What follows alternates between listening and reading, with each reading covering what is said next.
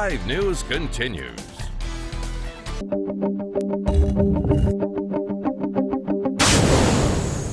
Welcome back to Solutions for Financial Independence. Joining me now, John Halterman with Beacon Wealth Management. How are you doing, John? I'm doing great, Nick. How are you? Doing really well, thank you. This week we have a question. It's from Ellen in Morgantown. She says, my spouse retired from the state as a teacher. He chose the single annuity option. Unfortunately, after receiving payments, he was diagnosed with cancer. Can we change it to a joint survivorship? Wow, you know, that is absolutely a tough one, and I'm sorry to hear about the cancer. Hopefully, your spouse will recover. But let me tell you how the state teacher's pension works. What it boils down to, in the pension, you're going to have some options. One of those options is what we call the single life annuity. Another option is what we call 100% joint survivorship. And another option is the 50%.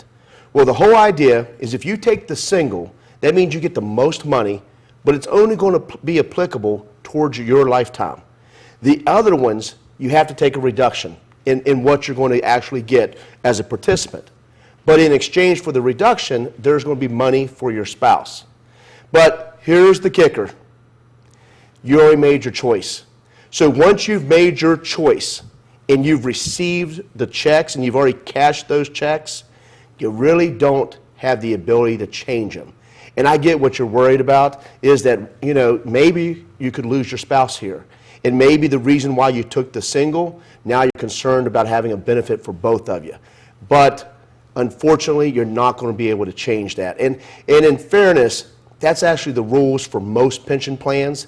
There's only a few pension plans in the world that will even allow that to change. One of them, ironically, is our federal government. They will allow a change up to a few years into it, but this one does not. So you're kind of stuck with whatever decision you make.